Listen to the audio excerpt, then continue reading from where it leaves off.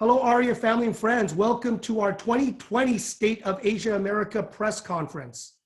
And wow, after I got a chance to take a look at this, you will really be impressed. If you are interested in numbers as much as I am, you will know in the past years, our other State of Asia America reports have delivered incredible research and data and has become a valuable tools in our discussion with policymakers, community leaders, and established and our new AREAA members to understand the AAPI home ownership. What does it look like? And beyond the numbers, one of the most important changes we did this time was to add the story of the Asian American report in a timeline of historical events. It's really incredible to see what we've achieved and how we've achieved it as a community. I'm also very excited to see in this report that we are sharing better understanding of everyone who makes up the AAPI community by including all the subpopulations of the AAPI and the report that becomes reflective of the disparities that exist and how we can better serve our community as real estate practitioners and mortgage professionals. With that, I would like to introduce Mike Reagan to provide remarks on behalf of one of our long-term partners, RE/MAX. Mike Reagan leads global development for RE/MAX LLC, with franchise operations in more than 100 countries and territories outside the US, including the RE/MAX of Western Canada region. He also leads the RE/MAX collection, which serves affluent buyers and sellers all around the world, and RE/MAX Commercial, which he has under his direction have grown it to be one of the top 15 brokerage networks in the world. Additionally, Mike manages RE/MAX relief efforts, industry partners focused on inclusion and diversity in real estate, and commitments to the local community through the 27-year partnership between RE/MAX and the Children's Miracle Hospital that has generated millions in donations for CMN hospitals. Mike Reagan, thank you for being here. Thank you for being a longtime supporter for the State of Asia America report and a close family friend of AREAA. Please, Mike, take it away. Jim, thank you very much. You know, it's always great to be with the friends from AREAA. We're very proud to be part of this national release of the State of Asia America report. On behalf of AREAA and the thousands of members, we send our heartfelt support and appreciation to all the frontline workers that have worked so hard during the COVID-19 pandemic. We also appreciate how communities have come together to support each other through many creative ways to socialize. As many of our communities and businesses are starting to reopen, it's an exciting time to apply all the valuable lessons that we've learned over the past few weeks. And we encourage you to remain diligent in taking all recommended precautions with your family and clients. Welcome to the new normal. As a global network of over 130,000 associates in more than 110 countries and territories, our goal at RE/MAX is to fulfill the dream of home ownership for as many people as possible. In doing this, we all know the dream of owning a home isn't limited by heritage, ethnicity, nationality, or language. We believe things are better when everybody wins. This means being fair, doing the right thing, and providing value to buyers and sellers throughout the process. One of the most important parts of this is understanding and respecting diverse populations and cultures. To that end, we heartily support the Asian Real Estate Association of America and are pleased to present this 2020 State of Asia America report. This report is far and away the most comprehensive compilation of Asian American and Pacific Islander real estate and economic data available today. The data found in this report is invaluable in highlighting the growing power and influence of the fastest growing population in the United States. The report highlights the rich history of Asian Americans and their impact on our culture. If you strive to deliver world-class service to the AAPI community, I encourage you to study this report and share it with your peers in the industry. Working together, we will further the mission of AREAA for sustainable home ownership for all. We're proud of our association with AREAA. Where else can you get together with friends that represent 51 different ethnicities, speak 26 different languages, have an average of 14 years experience in real estate, and are committed to one common goal. So enjoy the State of Asia America report, and I look forward to seeing all of you very soon. Thank you. Jim? Thank you, Mike, and thank you, REMAX, for the long relationship presenting the State of Asia America report. I'd next like to invite Amy Kong, our 2020 AREAA National Vice President, to share an overview of our report. Amy, take it away. Good morning, James. Good morning, everyone. Good morning, AREAA. How's everybody doing? Well, I'm so honored and excited to unveil our 2019 and 2020 State of Asia America report with you all this morning. I've been witnessing the birth of this report since 2016 from the data of 2015. And I can tell you, this is by far the best I've ever seen. Not just because I'm presenting, it's because in addition to all the specific data concerning our AAPI community, this year also include more of a history that shows a different situation and context. Asian has been migrating to the United States and the growth of a community. This is certainly an important read, not just for AAPI, but for everyone, so that they can just see how far Asian American and Pacific Islander have come and how much we have overcome. Over 250 years of Asian American history shows us that we're still struggling as a community to fit into this society and prove that we are both Asian and American. Our Asian immigrant dream is the American dream as well. We have worked hard and continue to work hard to contribute and do the best we can to fulfill the dream of a better life for us, for our kids, to own a business, to own homes, and to belong. But much of the accomplishments achieved and setback faced by our community, generation after generation. Something like this, I feel like it's like a roller coaster ride to me. Things started to get interesting in 1965, maybe because that's the year I was born, but also because a lot of things changed for our community, like the US opened up immigration for the Philippines, South Korea, South Asia, and good thing continued with the landmark of Fair Housing Act of 1968, which prohibit housing discrimination based on race, religion, national origin, or sex. In 1970s, the Equal Credit Opportunity Act and the Community Reinvestment Act passed. And starting in 1975, the US began to help more than 1 million refugees from Southeast Asia resettled in the United States. But to be honest, what really resonated to me was the mention of the Tiananmen Square back in 1989, exactly June 4th, which caused an influx in immigration from Taiwan and Hong Kong.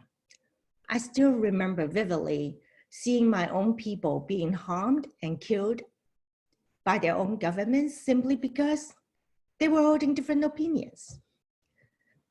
I was sitting in front of a tea with my friends from Hong Kong here in the US, tear dropping and keep screaming, no.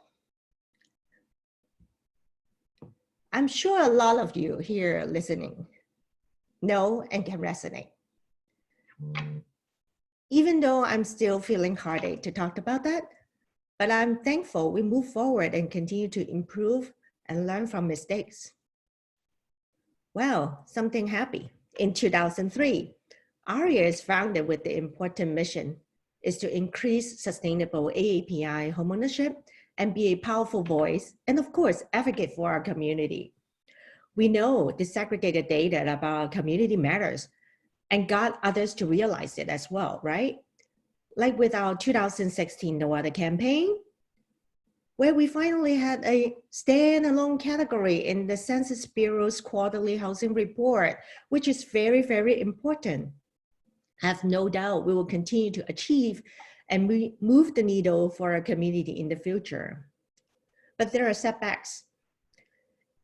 An Asian American-owned bank, Abacus Federal Savings Bank, established to meet the specific needs of the Chinese American community in Manhattan, is the only US bank prosecuted following the 2008 financial crisis, despite having mortgage default rate of only 0.5%, which is 1/10 of the national average. Well, today, 2020, COVID-19 sparks an unprecedented rise in anti-Asian discrimination and attacks. AAPI are blamed for the Wuhan virus, Chinese virus. We're told to go back to China, but in truth, who we are? We're American. Our history tells us that we must continue to tell the government that we are part of this country, that our community matters, and no one can tell us to go back to China. I'm sure you will continue to support and partner with us in making history to make ourselves, our family, and our community proud. As you read through the 2020 State of Asia America report, I'm sure you will find facts and data that is interesting to you. This year focused on the diversity of how different AAPI populations arrived and migrated across the US in different times and for different reasons. And with all these disaggregated data, you can see different ways this has affected our communities in terms of job opportunities, economic achievement, access to homeownership, and a lot much more.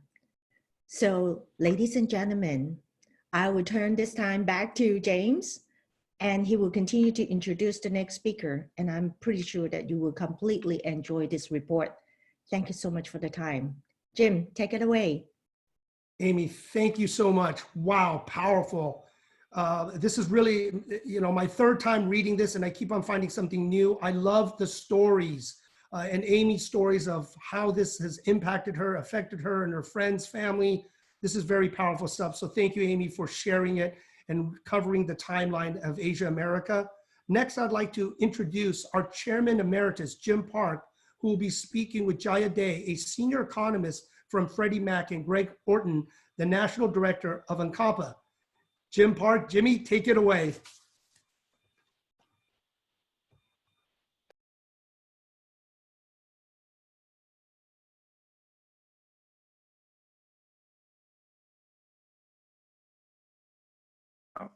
Okay. Hi, everyone. I forgot to unmute. Or maybe Hope was trying to keep me, muted, most likely. Thank you, Jim Huang, for leading us this year and being such a great president for this organization. Amy, we're looking forward to you next year in 2021. Hopefully we can all see each other in person. And thank you for that powerful story, your personal story about your journey and really the journey of the Asian American community.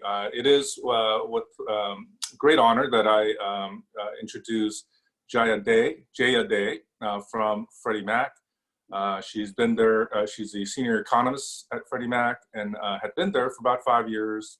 Previously, she had been a professor at a couple of universities teaching as well. And Greg Orton is someone I've known for a very long time. When I was the chair of APEX years ago, Greg was I think he was the intern. He came in as a fellow, congressional fellow, became hired by then Congressman Al Green from Houston. He was a great champion of ours, and ultimately he rose to being the chief of staff. And now he is the national director of ANCAPA, which is an umbrella organization of a whole bunch of Asian American Pacific Islander organizations. And AREAA is one of the members of that organization. He's doing an amazing job of bringing our community together and leading us throughout the country. So Jaya is going to provide most of the context for some of the findings from the State of Asia America report.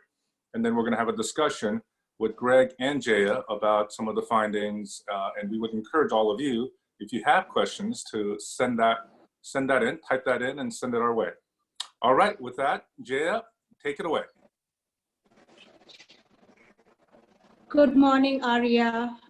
Hope everyone is staying healthy and safe.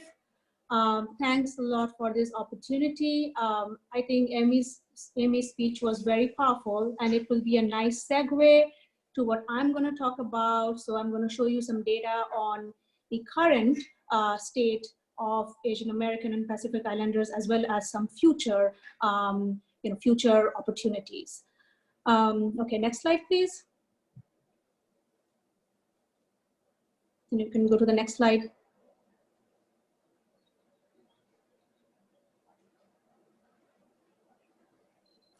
Okay, so let's start with the homeownership rate of AAPI. So this is the homeownership rate for the top 20 MSAs where AAPI are most populated. You can see that there's a huge variation in the AAPI homeownership rate across the top 20 MSAs. For example, while Riverside has homeownership rate that exceeds 70%, LA's homeownership rate there for AAPI is around 55%. A lot of these MSAs which are located in the South and Midwest, AAPI homeownership rate is pretty high, whereas the MSAs that are located on the Northeast, AAPI homeownership rate is much lower. Next slide, please.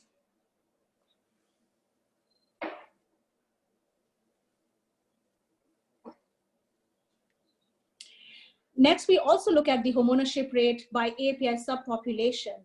And we find that there is also a huge variation in the homeownership rate by different AAPI subgroups.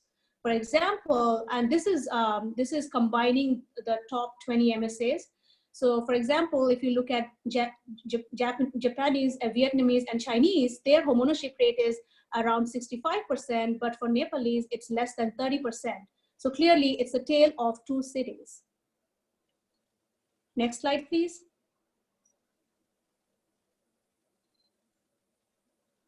We also look at where are the AAPIs buying home. So this is the bubbles here give the total count of the AAPIs who have purchased home in those cities but have moved from elsewhere. So for example, in LA, 114,000 AAPIs bought home but moved from elsewhere between 2015 and 2018. So you can see that many AAPIs are buying houses and moving to large MSAs in California, Texas, and Northeast. Next slide, please.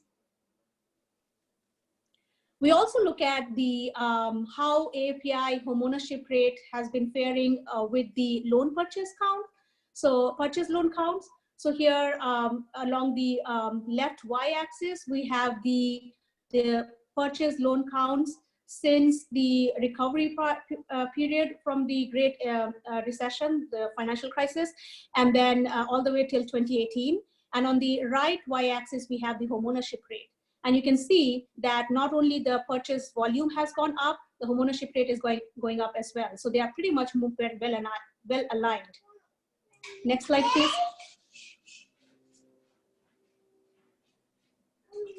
Next, we also try to dig a little bit deeper into what kind of households do AAPI live in. So this is like showing some insights on whether AAPI rely more into multi-generational households. So this here gives the share of mortgages with 3 or more borrowers between 2016 and 2006 and 2017. And the blue bar gives the AAPI share, and we also have for other demographics just for comparing and contrasting. And you can see that the share of mortgages with 3 or more borrowers is the highest for AAPIs compared to other demographics. Not only that, it's been increasing as well. So over time, you see the blue bar has been trending up as well. So it just shows that AAPI is more sort of reliant on, their household is more multi-generational. Next slide, please. Next, we look at like what do the AAPI credit visible population look like? So this data is from our credit bureau data that we own. So basically, this is everyone who are credit visible. So we are looking at the credit visible population's age, median income, median FICO, and median debt. And this data is from 2018, so doesn't quite reflect what's going on right now. So you can see that AAPI credit visible population tend to be younger, have higher credit scores and income compared to the overall population. Next slide, please. Then we also, using the same credit bureau data, we try to understand what does the future hold for AAPI consumers. So who are the borrowers of the future or the borrowers in the pipeline? Again, this data is as of 2018, so does not really reflect the COVID-19 pandemic. So we define mortgage ready as those who don't have a mortgage yet, but have the credit characteristics to qualify for a mortgage. We also put an age limit of 45, just because our data cannot really observe those who own a house free and clear, and we didn't want to include them in our sample, so we kind of purged them out by putting this age restriction. So we say, okay, if you're mortgage ready, if you have all of the following: your FICO is above 620, your debt to income, back-end debt to income is less than equal to 25, you have no foreclosures or bankruptcies in the last 7 years, and no severe delinquencies in 12 months. And if you don't meet all these criteria, then you're mortgage weak. So based on this definition, we sized mortgage ready in 2018, which is in the next slide. So this slide gives the mortgage ready counts for the top 100 MSAs. You will find similar data in the report as well. So this is giving you the count. You can see that a lot of APIs, as of 2018, a lot of them were living in California, MSAs in California, Texas, Northeast, Chicago, and as well as Honolulu. Next slide, please. Okay, so one of the big barriers to homeownership is down payment. So we also we recognize that, and we try to understand what kind of burden it is for API mortgage ready. So we try to compute how long does it take for API mortgage ready to potentially save for down payment. So if you look at the leftmost column, it gives the median house price of single family house by county. These are the county averages. And then the next column gives the monthly net income. So we are able to observe the income of the mortgage of the consumer. So we take out all the taxes. So we compute the net income, and then we assume around 7% of savings rate. So we get the savings, monthly savings. So using monthly savings and the house prices, we are able to compute approximately how long it will take for them to save, assuming they start with 0 savings. So this is like a sort of a lower bound of savings. So you can see that it could take, and we have time to save for 20% down, 5% down, and 3% down. So for API to save for 20% down, it could take up to 25 years just because they are concentrated in high cost areas. So that seems like a big bummer for a lot of future borrowers, but then they don't realize that 20% down is not necessary. There's an array of down payment assistance programs which can enable them to qualify for 3% down payment. So if you look at the 3% down payment column, it only takes like less than 4 years to accumulate that 3% down payment to get in the house, and that's very encouraging. And then the last slide I talk about is the mortgage weak API. What do they look like? Like, why are they mortgage weak? So we try to dig deeper into trying to disentangle the reasons why they are mortgage weak, and we rank them by the severity of their credit concerns. So for example, we take the mortgage weak population and first take out those who had severe delinquency, which is 9% API. Then we take out from the remaining, we take out those who had D60 or D90 in last 12 months, that's another 31%. So most API are mortgage weak because of some sort of delinquency. Then we take out those who had DTI above 25, that's another 5%. But what's most interesting is that column with thin file. So we look at those who had who are mortgage weak because they don't have enough credit histories, who have thin file or who have like 2 or fewer credit, and that's 52%. So this 52% of APIs are mortgage weak because of lack of credit histories, but they don't really have any of the bad credits that are listed above. So that's a huge opportunity because these people could be mortgage weak because they could have, they may not have enough credit history because either they are immigrants or they are very young, they don't know how to use credit as a tool. So using them as, that could be a near ready population, and using credit education and counseling opportunities can help them go up the ladder. That's pretty much what I have here. Yeah, thank you. Thank you, Jaya. Appreciate that overview. A lot of great data in that report. Maybe a few questions, but I do want to ask just Greg to jump in just a little bit, if I may, and we can go into the details of the data, the report, but I also want to kind of provide all of you with a little bit of a policy kind of overview of what's happening in Washington. There is, as Jaya said, there's a lot of things happening related to, obviously, COVID is having a broad impact on real estate, mortgage market.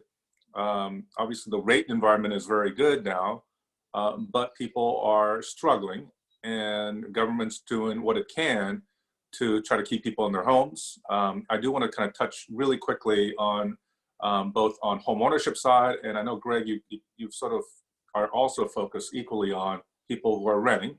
You know, people are struggling across the board. So what is the government doing right now to make sure that people can stay in their home, whether they're renting or they own the home? Can you tell us about the kind of the environment that we're in today? Sure. Thanks, Jim, and Jaya, thanks for the presentation. I thought it was great. It's a refreshing change of pace, because certainly over the last 2 months, it's sort of been COVID-19 all day, every day, in terms of the response to the need for health resources, and obviously the anti-Asian racism that was mentioned earlier. Certainly Congress is busy. It may not feel that way. I know that there are a number of internal discussions happening right now on the House side, especially about what the next COVID relief package looks like. And so in that, there are discussions about sort of what homeowner relief or renter relief looks like. And there initially were some pretty good provisions that got out, but certainly I think all of us recognize that, you know, we're delaying a potential major crisis in terms of either the rental or even mortgage market, because while we're trying to provide relief, there has to be a more sort of structural solution to what we know is coming down the pipeline. And I think there's significant concern, not just from the community side of us here in DC, who are having conversations with members and leadership, but also members themselves recognize they have to do something else. And I think they're genuinely struggling with sort of what the next step is, as far as what a proper program and scale could look like to sort of address, again, this oncoming issue that we know that's going to happen eventually. And so there's been extensive conversations through CAPAC, the Congressional Asian Pacific American Caucus, Speaker Pelosi's office we've been in touch with, and really it's been a team effort. And CAPA, as Jim mentioned, is this broad umbrella coalition. AREAA is a member, and so we've been taking feedback from the members, relaying that to the members of Congress, and having those sort of internal discussions about what a solution needs to look like for the AAPI community especially. So it's our hope that the next package will include broader kind of language for data collection, obviously on the health side. But on the housing side specifically, there's been a broad push to recognize that, you know, when we're talking about the API community, it really is, as Amy mentioned, a tale of, you know, many communities. There's a broad diversity there. And there are a number of low-income Asian Americans that are oftentimes forgotten in some of the data that we have, mainly because it's not disaggregated. And so really pushing decision makers in Congress to recognize that these solutions need to think about Asian American communities that are not as affluent and that are struggling as well.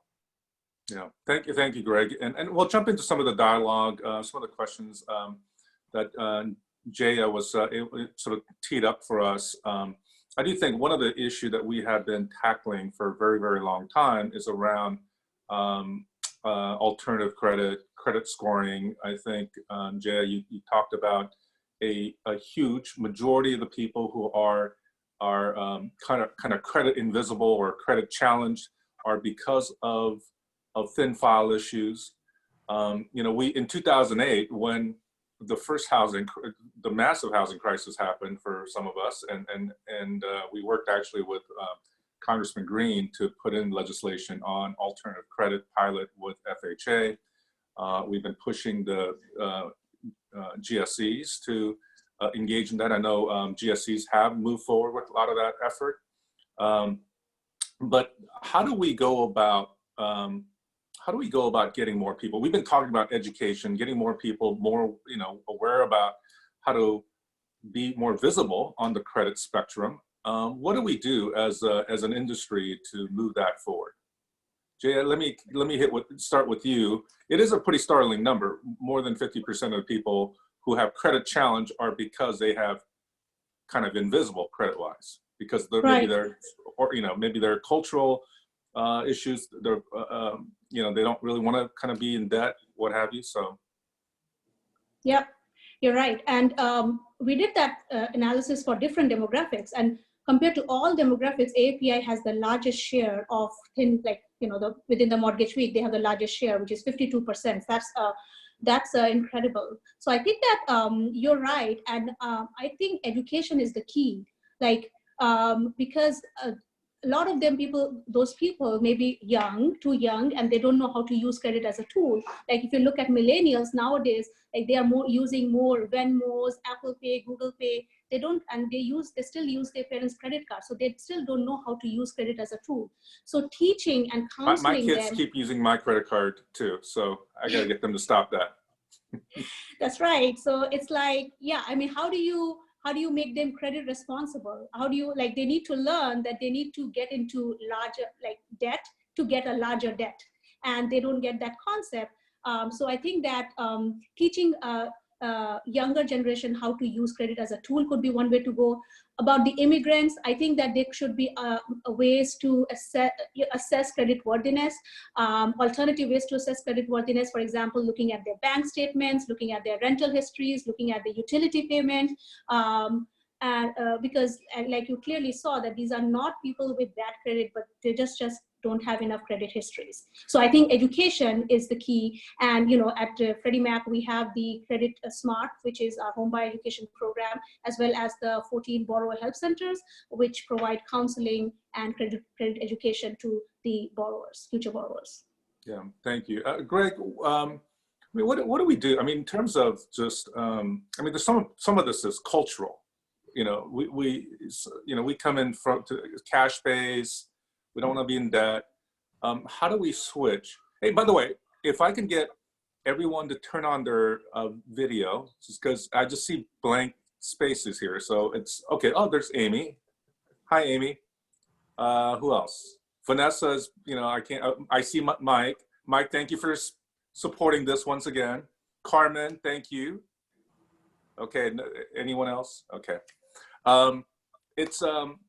It feels like I feel like I'm just literally talking into a computer. Otherwise, you guys want to see your lovely faces. So, Greg, what do we do? What does the community do? You represent organizations broad spectrum, focused on social justice to every aspect of the Asian American experience. What do we do to kind of begin to change that mindset? Yeah, I think for starters, I agree. It starts with education, but also on the community side, and it's a recognition that there are avenues that have been built over the last maybe 10 years as far as the community sort of infrastructure to allow us to sort of push out better information. I'll be honest, the community, when it comes to playing at the national level or the federal policy game, we're pretty young. There's folks who get it.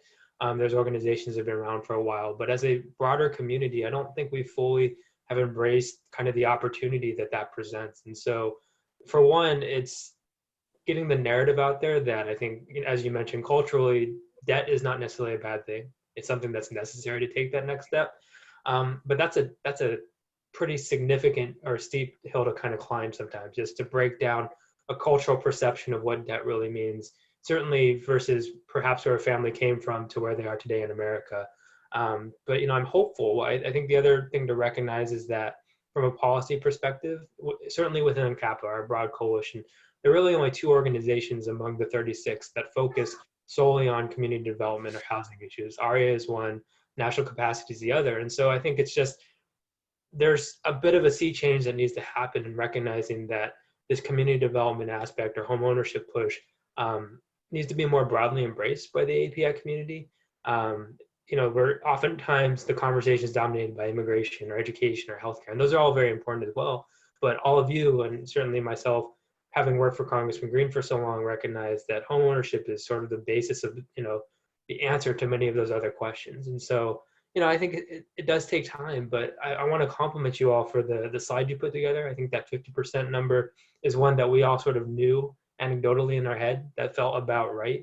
But to see it is different. And I think members of Congress and their staff need to see that, because I know when I was a staffer, Jim and Ari and I were talking about this issue, trying to figure out how to approach other members of Congress to support it.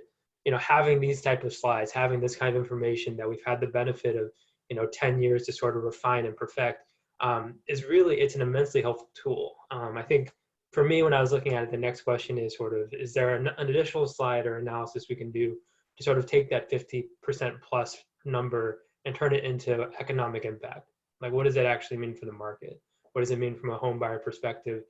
For decision makers, how much economic growth are we talking and missing out on if we continue to sort of miss out on that community? And so I think it works both ways. I think the community would benefit from seeing those numbers as well. So, yeah. Yeah. Even without that number, I think, Jaya, I think in your analysis, there was a huge number of people who were mortgage ready, but they weren't able to access home ownership because, prices are high, down payment wasn't there. What's that universe of potential AAPIs that are ready to buy today? And if you were to add on the credit invisible, I guess, or thin file, if you were to add that on, how big is that impact to the real estate market and the community as a whole? Right. So first, I want to start by saying that this data is as of 2018. So it does not reflect the current pandemic crisis. So things could change a little bit, so we are getting new data. So trying to understand how things could change and how this will impact, like the pandemic will impact the credit profile of the future borrowers. But as of 2018, I think that we had like around 4.1 mortgage ready API across the nation and around 0.8 mortgage weak API with clean thin files. So you can think about like 5 million of them across the nation. So there's about a 5 million AAPIs that are mortgage ready, housing ready to purchase, which makes Amy Kong very happy because that's more clients for her. But at the end of the day, we want to make sure that we prepare them for home ownership in the right way. And I think this credit education piece is going to be an important part. And I think Freddie Mac and we've been working together for a long time on that piece, educating about, preparing yourself for home ownership.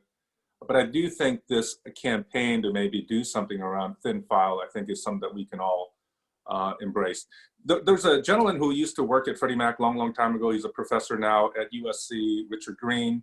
He had done an analysis a long time ago that said, if you look at the home ownership gap between Asian Americans and white Americans, typically there's a gap between 72, around 72%, Asian Americans around 65, what have you, something in that, 58%, something in that range. There's that 15-point gap or whatever it is.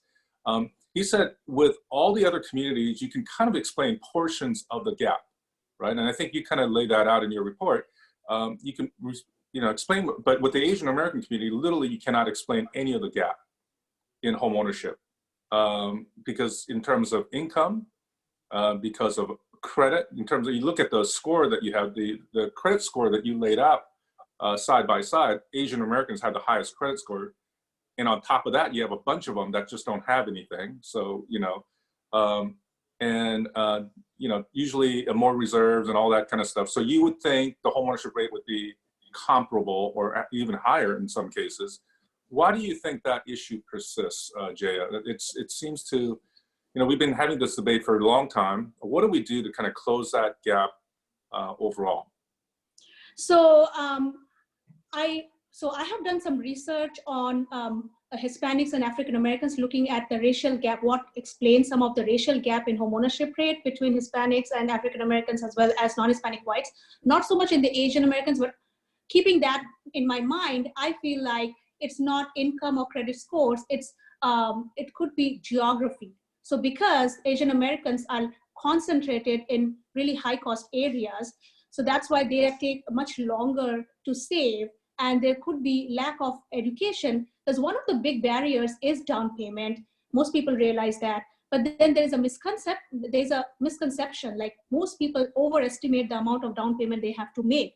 Like according to Urban Institute's report, 65% of the renters still think that 15% of down payment is necessary.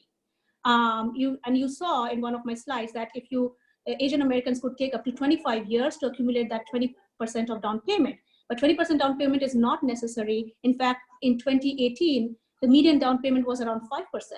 So removing all this myth of that exists, getting them more educated about the whole process, and overcoming this myth and introducing them to these areas of down payment programs could be a way to help them. Yeah, I mean, Asian Americans generally don't use FHA loans, right? I mean, it's a very small number of people that use FHA. Primarily, Asian Americans use conventional conforming loans, Fannie Mae, Freddie Mac type loans. And in fact, I think we're the biggest user within the minority community. We're the biggest user of conventional conforming loans in the country, right? And so, so there is generally kind of this view of higher down payment and all that. But is that, and we do definitely live in a higher cost market, but if you look overlay, I think that particularly Hispanics and Asian Americans generally tend to be in the same market, so I kind of wonder, yes, high cost market, does that alone, answer the question of why the gap continues overall? So another could be, of course, like the thin files. So Asian Americans are more likely to have thin files or zero FICOs, and that is definitely, if you have zero FICOs and no thin files, then you are less likely to transition into mortgage ownership. So that, the fact that they are more invisible and they have less credit histories, they don't use credit as much just because a lot of them are immigrants, that could also go against them getting a traditional mortgage. Yeah, so I want to shift gears just a tad bit around COVID-19, just a little, because we're right in the midst of all that. And I know you may not be able to speak to that issue, but maybe Greg, you can talk to it as well. Before this whole pandemic hit, if you look at the unemployment rate in this country, Asian Americans actually had one of the lowest unemployment rate.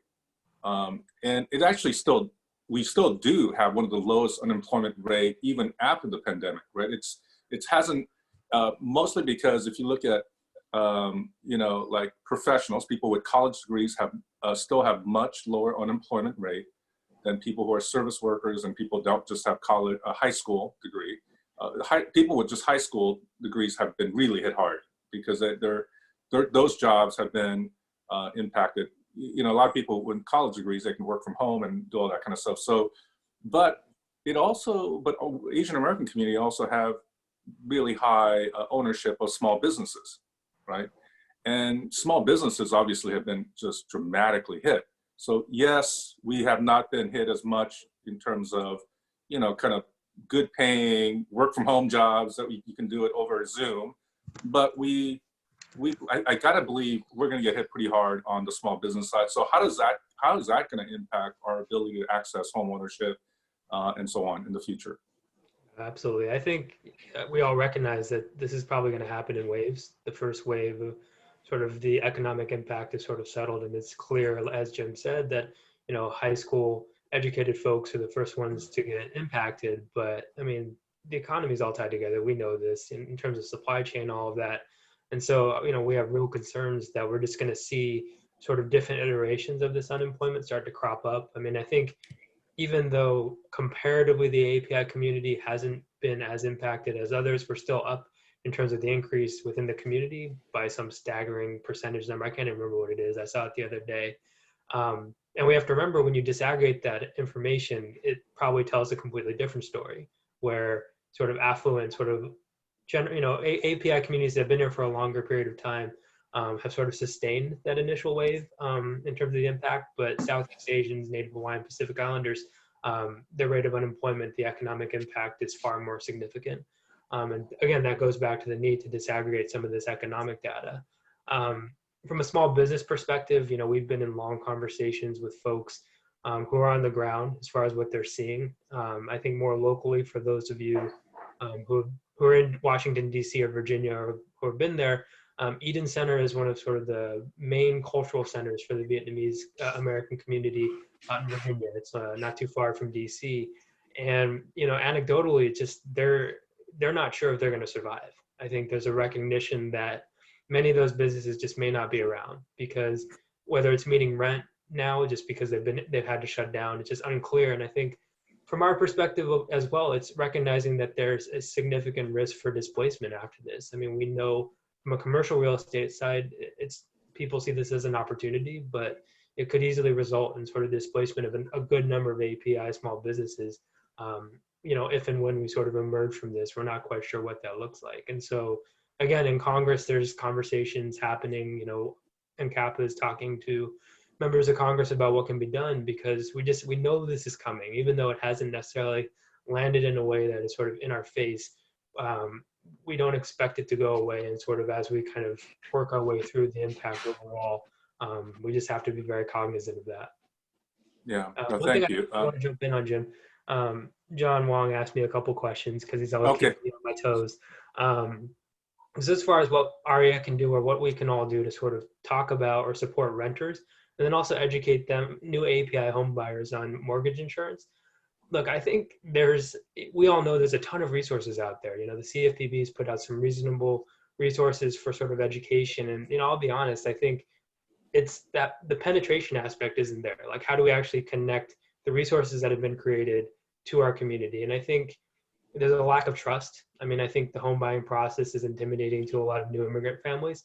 And I think it's sort of the unsexy work, if you will, of just really rolling up our sleeves and figuring out a way to sit down and engage. And that's oftentimes the hardest work to do, because we all have such busy lives. And from a job perspective, we have lots of other things that we have to grapple with. And so, I've struggled with this question for a while. It's like, how do we just get some of this information to be a little bit more accessible? And obviously translation is important, but the messengers matter too.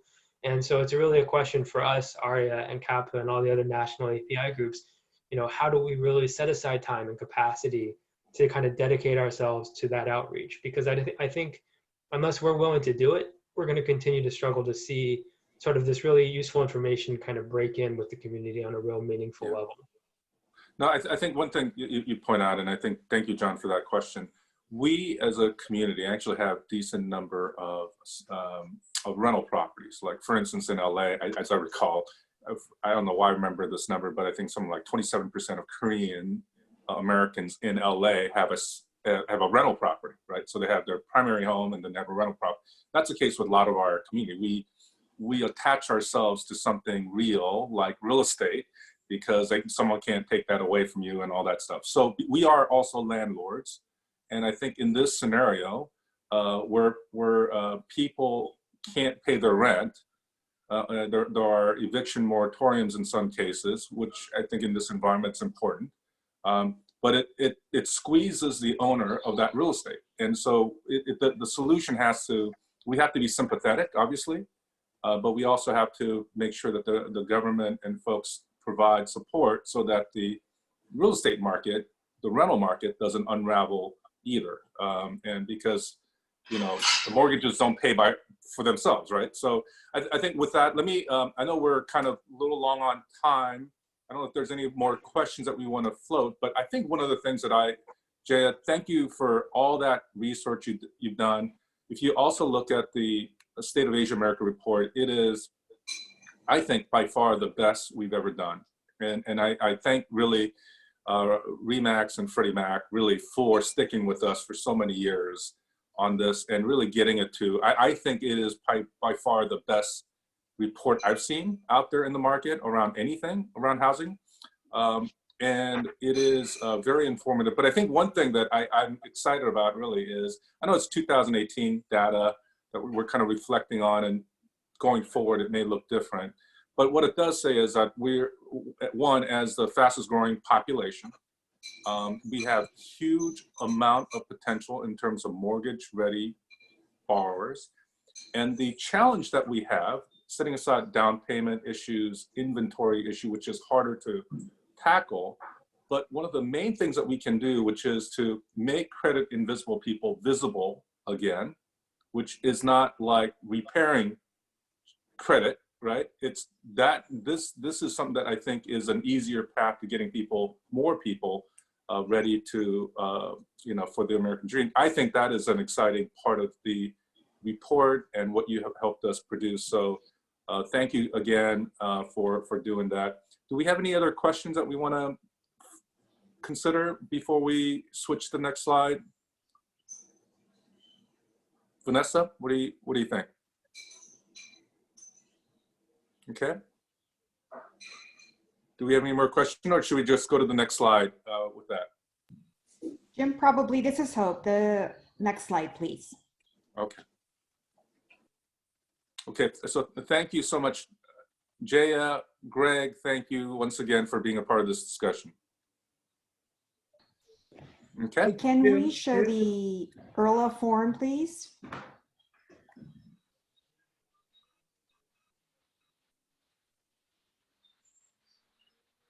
All right. One of the things that we have on our report, this is Sabrina, our new team member at AREAA, came up with this concept. And so when, in the early days when she came up with it and we kind of batted around, I thought it was an amazing way of showing.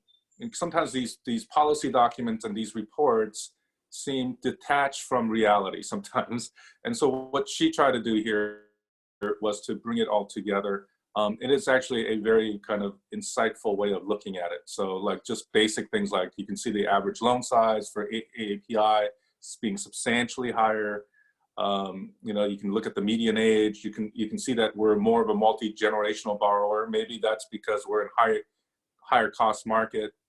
And so this is, I think, one way of kind of looking at why it's important for us to advocate and fight for some of these changes in the market, in policy. So, and the one other thing is, it's interesting thing is that we sometimes, Korean American sometimes, and Filipino sometimes, we get categorized into a different population because of our last name. So it's an important thing. That's why things like the census, you know, getting us counted is so critical, because a lot of times we get placed in different buckets and so on. So anyway, I take a look at this in the report. A lot of great information, and again, once again, I want to, the staff at AREAA have just done an amazing job of it. So thanks again, and I want to hand it back to you, Jim Huang. JP, thank you for that, Jaya and Greg. Wow, this is just so important. And now lastly, I'd like to thank Freddie Mac, a partner presenting our report for many years, and like to invite Carmen Mercado, the Senior Affordable Lending Manager for Freddie Mac. Carmen, she's responsible for building and managing industry relationships as part of the affordable lending team. She is committed to building awareness of Freddie Mac and providing sustainable home ownership and improving access to credit for all borrowers. Prior to her current position, Carmen was a National Director for Strategic Growth Markets at Reagan Franchise Group, managing the industry relationship with diverse organizations, working with its family of brands on building, executing their D&I strategy. Carmen entered and grew her real estate career, starting as a real estate sales agent in 2002, becoming a managing broker in 2006, and becoming a real estate NYS certified instructor in 2009. She also managed the education and training department for NRT-owned firm Coldwell Banker Residential Long Island and Queens region as education manager. Amongst her many accomplishments, she was 2011 president for the National Association of Hispanic Real Estate Professionals and currently is on their corporate board of governors. Carmen founded the NAREP Leadership Academy to help develop Latino leaders involving with NAREP during her term as president. Carmen also sits on AREAA's corporate advisory board. Carmen was featured by Housing Wire as one of the 25 most influential women in the housing economy, a finalist in the Inman 100, and was featured in the 2014 Hispanic Executive Magazine. Quoted from Carmen, "I am thrilled to join Freddie Mac and being a part of the team in the mission focused on creating solutions for affordable and sustainable housing, which aligned with my passion to be a change agent." Carmen Mikado, close friend of AREAA, thank you so much. Take it away. Thank you. Nice. Thank you so much, By Jim. the way, next time we need to make more time for this program so we can have a longer introduction for Carmen. No, well, next time I need to make sure you do not get that very long bio. So thank you so much, Jim, Amy, Hope, everyone at AREAA. We really have had a long-standing relationship with AREAA for many years. And I think more than ever, we're extremely excited about being able to collaborate on this report. Jaya, thank you. Jaya is a colleague of mine, and she really has become one of AREAA's favorite people at Freddie Mac most recently, because she has really been so engaged, and it's been a pleasure to work with AREAA and with Jaya gathering all of this data for this report. The report, like Jaya said, is really a snapshot of 2018. But it is more important than ever because Freddie Mac's role, as you all know, we're in the secondary markets, but our mission is really for promote liquidity, stability, and affordability in housing nationwide under all economic conditions. And more than ever, our mission is critical and vital in this pandemic. It's really looking at how do we stabilize communities, prevent foreclosures, expand credit responsibly, and we've talked about that, and really educate home buyers to prepare them for home ownership, but under this environment, also making sure that we're supporting the affordable rental housing market and really look at home ownership preservation. We're focused on single family, we're in the capital markets, but also multifamily markets. And our mission right now is more critical than ever. And we've been really excited about working with AREAA during our COVID-19 response, providing information to the AREAA membership. We recently launched the Help Starts Here campaign, focused on helping consumers look at how they can look at mortgage relief options and make sure that preserve their home ownership. But it's not possible for us to do all this work and make sure that we're getting this information in front of those that need it the most without partnerships like AREAA. You are at the forefront. You are out there working with consumers that are reaching out to you, your past customers, asking you what can they do to make sure that they preserve their home ownership.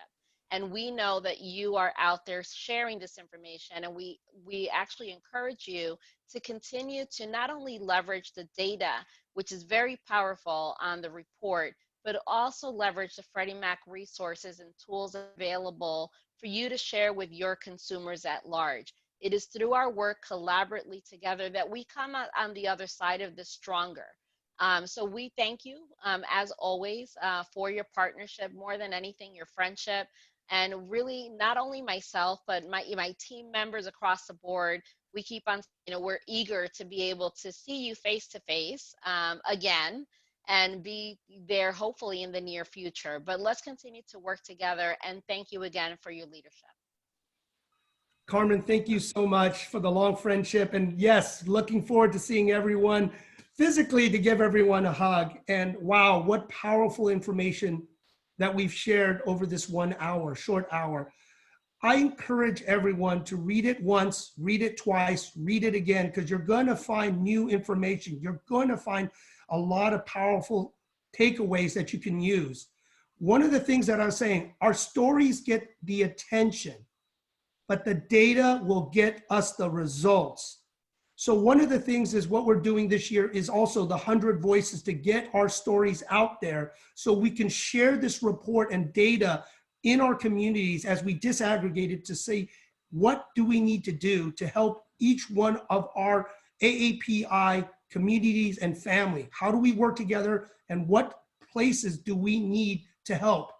Because this information is powerful if you really read it and take a look and look at the stories.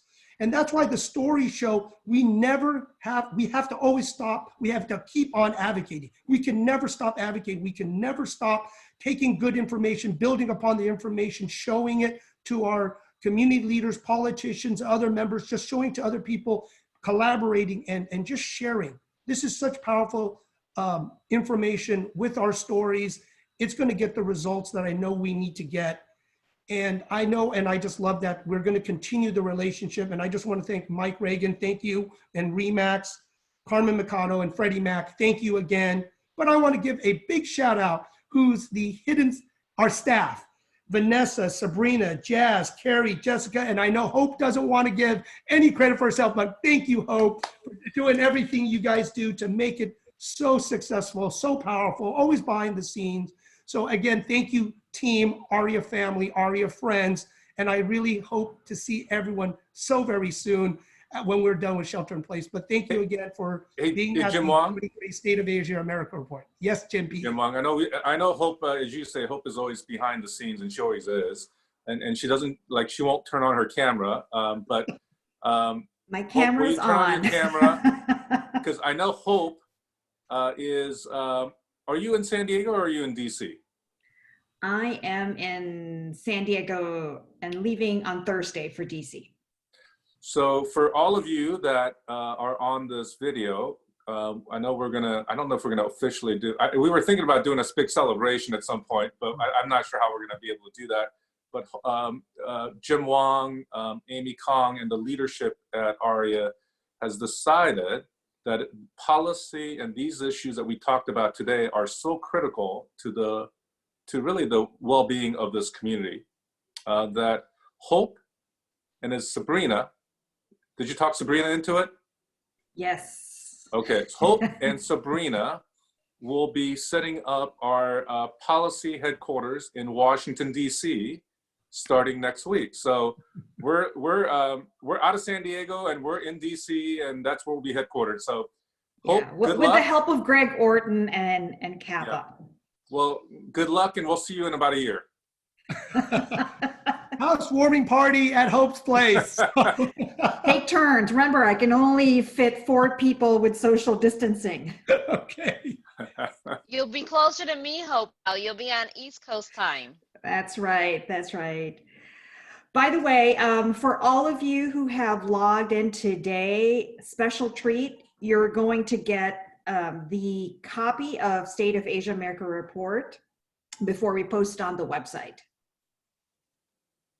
So everyone, we have an edge. Please read the report, read it again, and thank you for being part of the State of Asia America press release for 2020. Everyone, be safe, be healthy, and I look forward to seeing everyone, the AREAA family, very, very soon. Thank you and have a great day. Bye-bye. Thank you. Thanks, everyone. Bye. Thanks, everyone.